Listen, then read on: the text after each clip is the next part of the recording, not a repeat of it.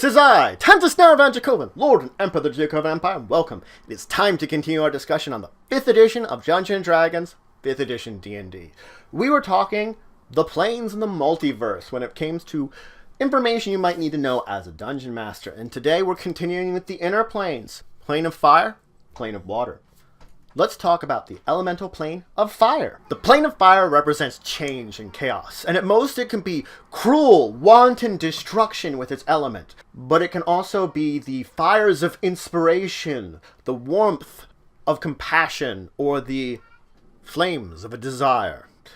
A large sun is in the sky, in this golden sky above everything in this world. And the sun waxes and wanes, never quite setting. So at the top of the highest noon, it is this blazing light that kind of burns down on everything, and then it goes down to what would be called like an evening, where this kind of reddish glow that sort of like just fills the area. So you get like the worst, most intense heats at noon, and oftentimes, places like the City of Brass will have most of their business towards the later evenings, where things are much less intense, far less bright from that blinding light that almost seems to go out at the middle of the day. Now, it's dominated by these gusts of wind, which can go from kind of just blustery to intense, almost hurricane-force winds. And in amongst it is this clawing ash that seems to blow everywhere. So those that travel there will oftentimes, especially if they're not natives, need protection for both their mouths and their eyes at the ash that just sort of swirls around. It is a massive desert at the center of this plane, where as the farther and the deeper you get from the material plane into this plane, less and less water you find until you find none water. There will be no water towards the deepest parts of the elemental plane of fire. None whatsoever. Farther into it, almost kind of bounding the edges of it, is an area known as the Cinder wastes in the plane. It is this area of kind of black ash desert and rivers of lava that kind of move out from there. In amongst there and in the desert, you can find plenty of ruins of ancient civilizations which seem to have once existed in amongst the plain. Going back towards the end, to the most back boundaries, and kind of twisting around towards the elemental plane of air, are the fires of creation. A massive range of these volcanic mountains which seem to kind of twist around the back edge of the plane. This is the home to the Azure.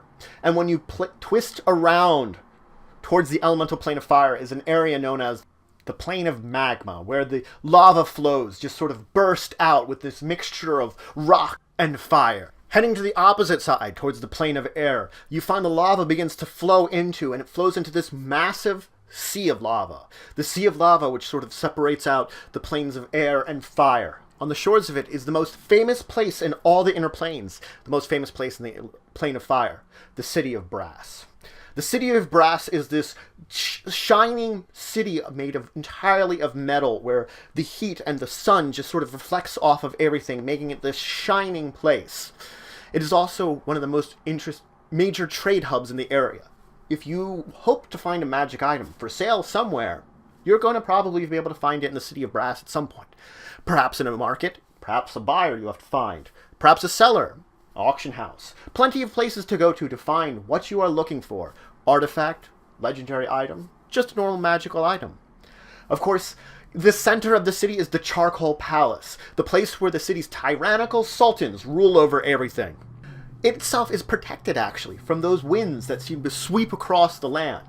There's magic in place by the Afrits which rule over it that protects it from this wind, keeps it from affecting the city, keeps it protected next to the lava sea.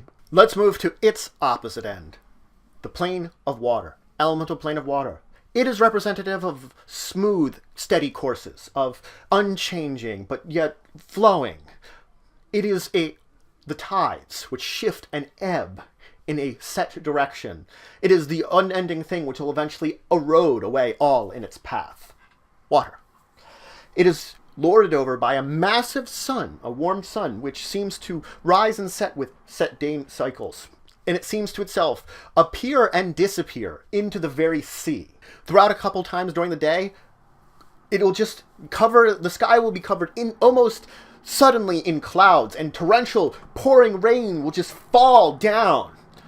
When it comes to night, though, the sky is lit up with thousands upon thousands of stars and auroras in a beautiful light show. The plane is represented by an endless ocean, which spans as far as you can see, occasionally dotted by small land masses. The majority of this is known as the Sea of the Worlds, the sort of center of this plane. The occasional storm, when it rolls through, is also known to create portals to the material plane, drag ships and other things in from there, deposit it here, perhaps lost to the ages here. The odd tremors that occur can cause also lots of problems. They create rogue waves, which swamp islands, sink ships, a danger. And amongst these are also massive coral reefs, far bigger than you could even have imagined in any normal world, that stretch down into the depths beyond sight. The upper reaches of this Sea of the Worlds is known as the Sea of Life. This is where the majority of living things that exist within the elemental plane of water exist in.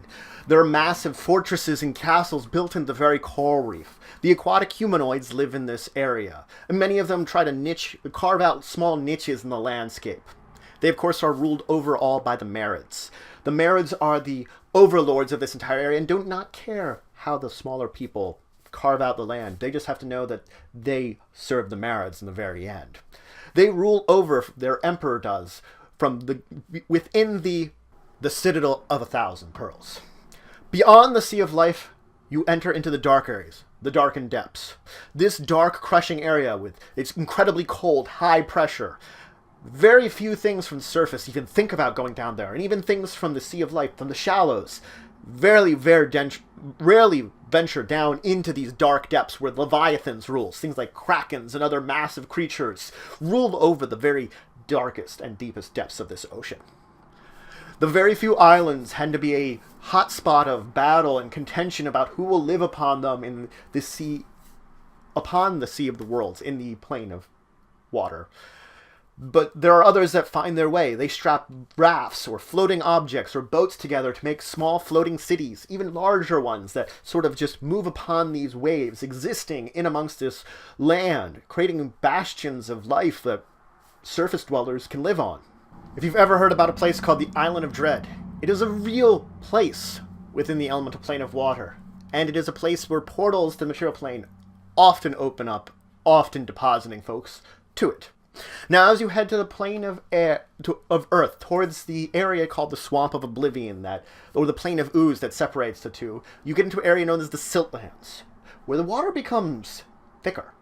It also begins to almost transition from water to mud the closer and closer you get. You get to points of times where you can almost walk on it, as if like walking on mud.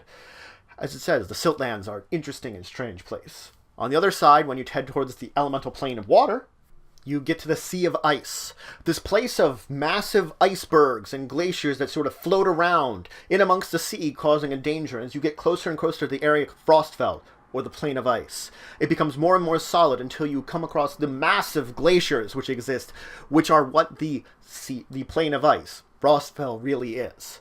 Frostfell is indeed a dangerous place, and very few things are known to travel the land. If you're crossing through Frostfell, fly. They're still dangerous, but far less than those that walk the grounds in that location. So that's it for today. I talked about the elemental plane of fire and introduced you to the city of Brass, an interesting place to visit. And then I moved on and talked about the elemental plane of water, a massive ocean, and opposite to the massive desert that was the plane of fire, that ships will get lost in, and it is a dangerous place in and of itself to explore. In the next one, I'm going to move on from the inner planes and start talking about the outer planes. I will give you some general information and moving to talk about specific outer planes to let you know about what's there and what you can discover when exploring the multiverse.